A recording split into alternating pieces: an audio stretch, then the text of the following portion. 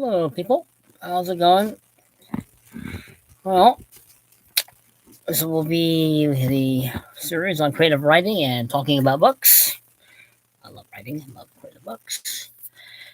And it's going to be basically what makes good historical fiction. And actually, I forgot to bring the books I was going to use up here, but that's okay. I'll get them on that. But what makes good creative historical fiction? Well, knowledge of history. There you go. That's the first important thing. And believe me, I've read some historical fiction, and I'm sorry, I'm not sure these people read a book on history.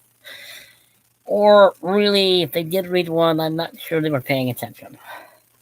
Or they were just deciding, I'm going to use that subject, that historical period, and I'm going to create a story around it that may or may not actually fit in that historical moment. Hot chocolate. It's a hot chocolate kind of day. But knowledge of history. Bother to read and learn the historical context, the historical environment, the history of the era you are going to write a story about.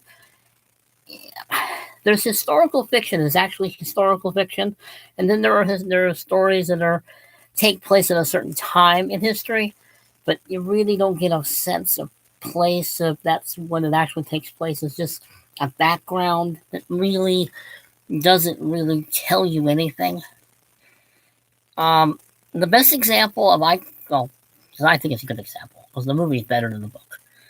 Of a book that's historical fiction, but the historical backdrop is so shallow and so faint and so vague, in my opinion, that unless you knew the point of the story, or at least the characters in the story, you'd have no idea when this took place or why.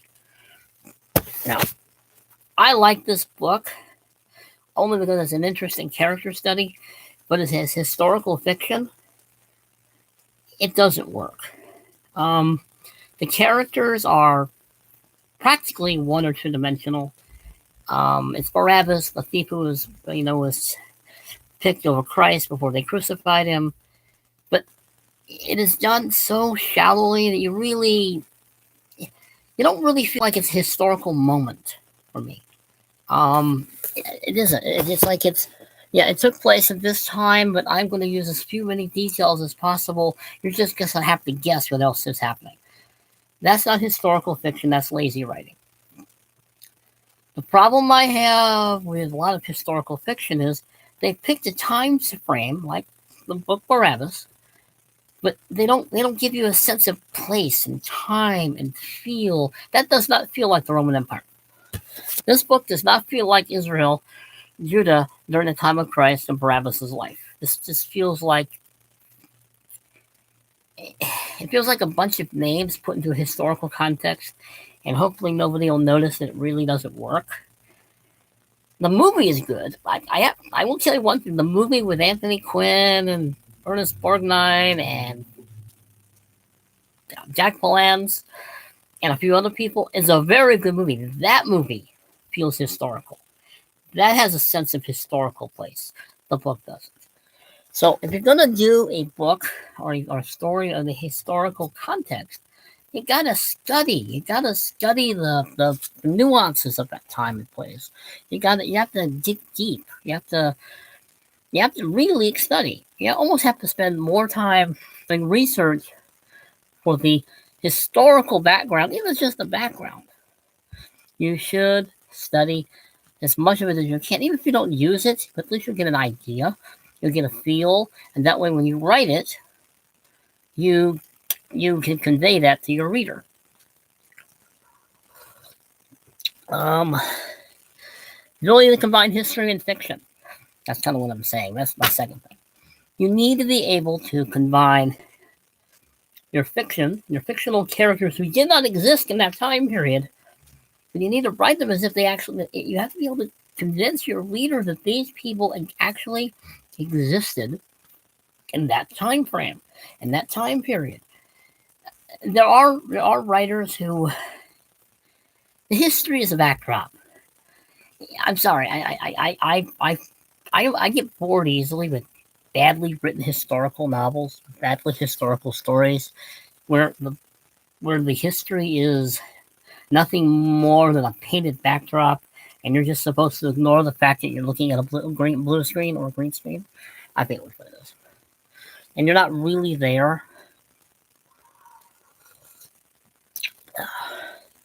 You have to have the ability to convey that you really are there. I mean, I'm going to use some examples. I mean, I should have brought the books up here, and I didn't, and I blame myself. Kind of in a hurry. In a stupid hurry. Something came up, and I'm just doing this. Anyway, when I first started reading historical novels, which was pretty early, it was, I don't find it, was this book.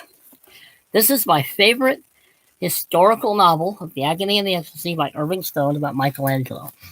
This is the book that got me into reading historical novels. This is written so well and so crafted and so everything. Granted, it is about an actual person, but I still consider it a historical novel because it is. It's a biography. But it's written so well. And that's what you have to do when you're writing a story about a character who didn't actually exist and you put him into this world. You got to believe that he actually existed like Michelangelo actually existed. I like Irving Stone. I've always enjoyed his books.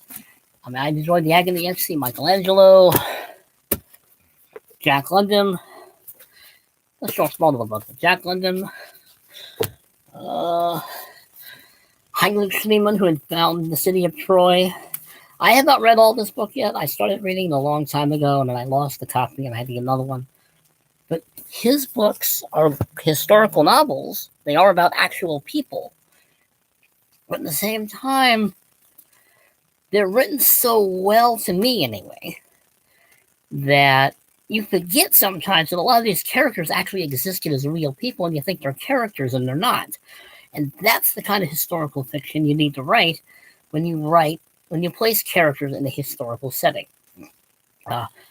Vincent van Gogh, The Lust for Life, my second favorite novel of his. A very good movie, by the way. Very good movie with Kirk Douglas. Kirk Douglas. The Origin, about Charles Darwin. Very good book, by the way. Very good book. Well, my point is, if you want to write good historical fiction with characters who you've created, read historical fiction. Figure out how the author made it you got to get inside the author's head. With a lot of these books, you got to get inside the author's head. Why are they writing this? Why is this character like this? You have to have the ability to combine history with fiction. That is still what this is. This is still historical fiction. This is not an actual biography. This is still fiction.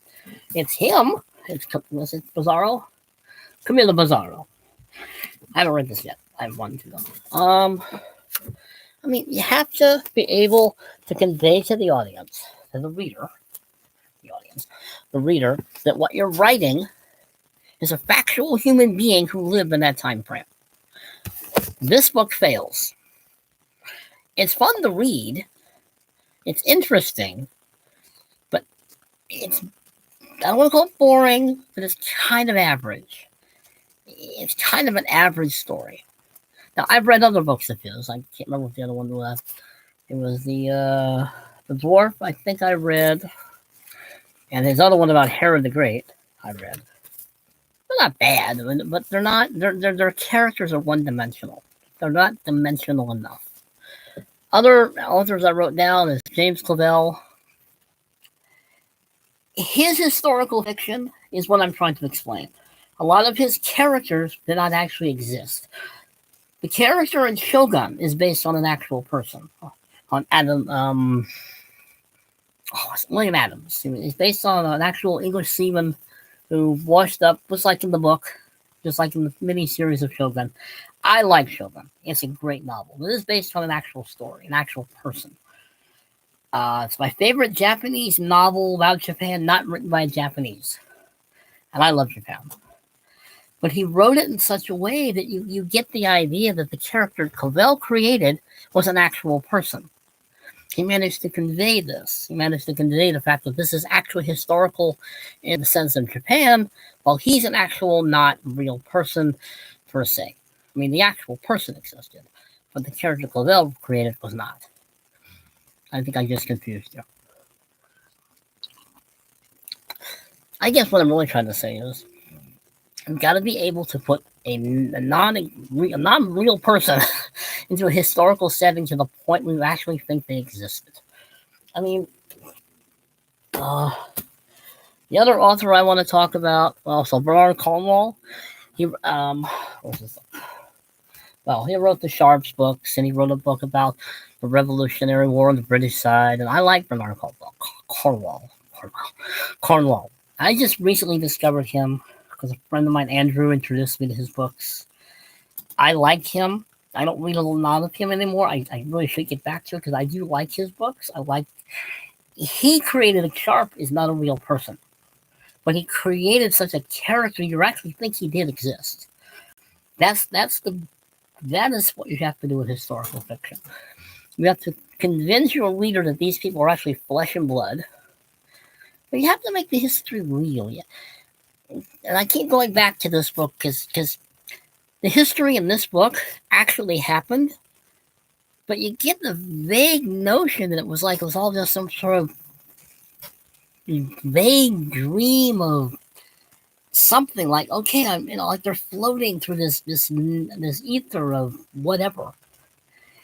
I mean, none of these characters in this book are interesting. Barabbas should be an interesting character. He kind of is, but he's not. He's sort of one-dimensional. I don't know. I don't dislike the book. I use it because I think in a lot of ways it had potential, but I also think that it's not historically done well. And if it isn't historically done well, I get bored with it very quickly. Now, this is a book I should have mentioned yesterday when I did my other history group thing when I was talking about the Battle of Shiloh. This is a novel, The Battle of Shiloh, by Jeff Shera.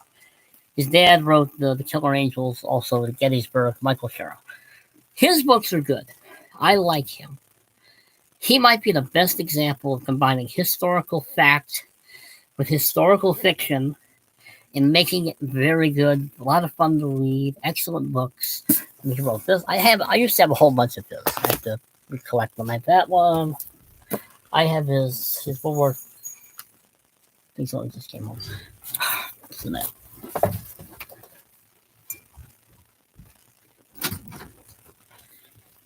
I was hoping that they would come home. But I have his books on World War II, the trilogy he wrote, The Steel Wave, The Rising Tide, No Less Victory. I also got his latest book on Midway. I know, this is Pearl Harbor. I haven't got Midway yet. And I also bought his The Last Man, which is his World War I book. He writes historical fiction, I think, very well. It's very simply written. It's very well written. Even if it is not complicated or very simple, it's very well written. It's excellently written. He's a good author. Other books of his I've read. I'm a little disorganized today. Or books I'm trying to replace, but I'll mention them anyway. His 2 books on the American Revolution. It is his other book on the Last Full Measure, which is the 3rd book in the Civil War trilogy of the Eastern Theater. The one on Shiloh is on the Western Theater. I think he has 2 other books on the Western Theater. But these books I'm trying to replace, which is why they're over there and they're not with the other ones. But I like Irving Stone stuff. It's very good, well done historical fiction. Like I said, this book is what started me reading historical fiction. I probably never would have read historical fiction if it weren't for him. A biblical author who wrote biblical fiction, historical biblical fiction, was Ellen Gunnarsson Traylor. She wrote books on John the Apostle, John Mark, Mary Magdalene, Ruth, Joseph, Abraham, and a few other people, Jonah, Noah. I read her books when I used to go to church and stuff. I liked her books. They're very simply written. They're very well written for biblical narratives. I like reading them still on occasion because they do bring back more pleasant memories. But this will always be my favorite historical book. I know I keep coming back to it. I know it's the movies about him when he painted the 16th Chapel, but this book is excellent. The movie's good. I mean, Charlton Heston is always good, and even though Rex Harrison is a little too old, a little too young actually, to be playing Pope Julius II, he certainly didn't look like him, but he was a good actor. So anyway, I may do a part 2 of this because I think I have a lot more to say. I just don't want to go beyond 15 minutes to bore people. So I'm going to end it here. I might come back to the same subject on the next one I do for creative writing, because I think there's a lot more I could say and a lot more I would like to say. So I will leave it in here. I will leave with the books you should look into. Those you should. Bring the board over here. I keep thinking I'm missing something. Oh, well, no, I mentioned everybody. Oh, 1 through historical authors or interests. I already did that already. Yeah, I did. But I like history. I know I keep talking. I like historical fiction that's done right. And for me it to be done right, because I'm a history major. History is my thing. I love history. I have to get the sense that I'm actually there. If I don't, just like with Barabbas, I'm not going to be interested. It's going to bore me. And it's going to bore me silly. And I'm going to sit there and think, okay, this does not feel like I'm actually in the 1st century AD. But it's still worth reading, actually. It's not... It's considered a classic, and I'm not sure why. I think it's more of a classic because of the movie. Sorry about getting all of the up and down. It's been a very disorganized day today. I wasn't planning this very well. But have a good day, people. Stay out of trouble, because you know I won't.